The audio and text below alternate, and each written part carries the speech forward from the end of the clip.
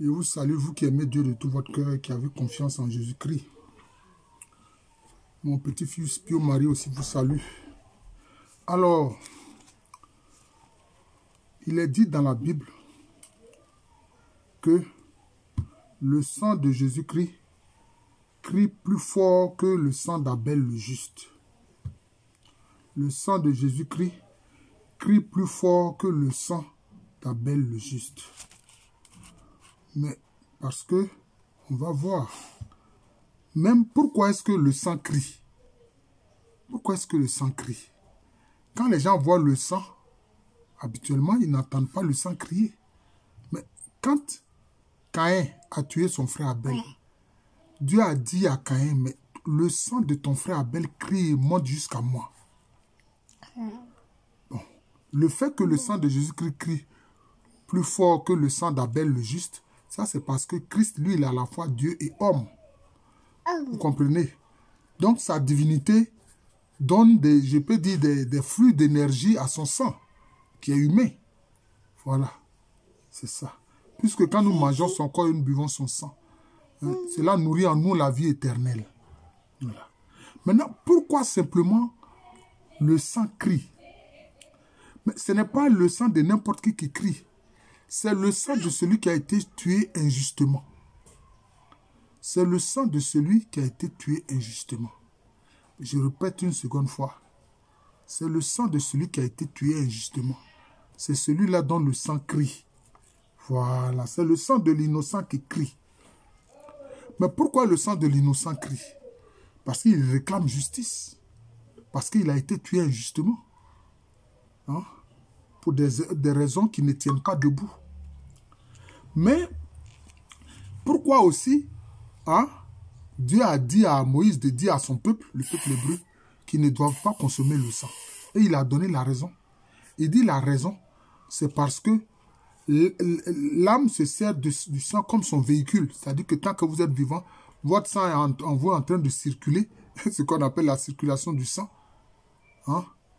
L'âme fait le circuit de circuler avec votre sang. Parce que l'âme circule dans le sang. C'est pour ça que Dieu a interdit aux Hébreux de consommer le sang. Et même jusqu'à aujourd'hui, les Juifs, vous savez, quand ils vont manger de la viande, soit que ce soit du poisson ou bien de la viande, etc., soit du mouton, du bœuf, etc., ils découpent la viande là en lamelles et puis ils mettent ça dans de grandes bassines d'eau, dans pratiquement des piscines d'eau, pour que cette eau absorbe tout le sang, parce qu'ils ne doivent pas manger une viande qui contient du sang. Voilà. Et quand ils font ça, ils disent que c'est caché. Quand ils ont enlevé tout le sang, on dit c'est caché. Il y a des choses qu'ils ne mangent pas. Donc, ils ont des restaurants spéciaux, les Juifs. Ce sont ces restaurants qu'on appelle les restaurants cachés. Donc, je peux dire, la proposition de repas est conforme justement aux traditions et aux lois juives.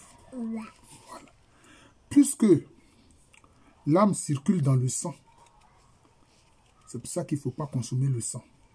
C'est ce que les Juifs ont appris de Moïse. Et parce que, comme je l'ai dit, l'âme se sert du sang pour circuler quand le corps est vivant. Parce que l'âme, c'est quoi?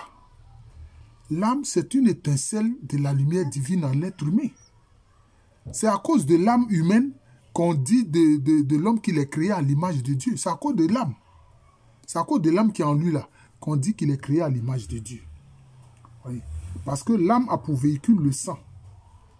Or, l'âme est éternelle. L'âme est éternelle.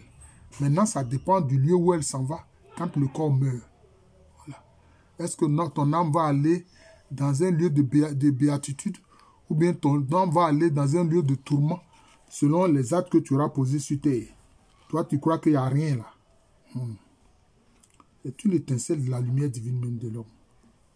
Et comme je l'ai dit, c'est pour cela que l'homme est créé à l'image de Dieu.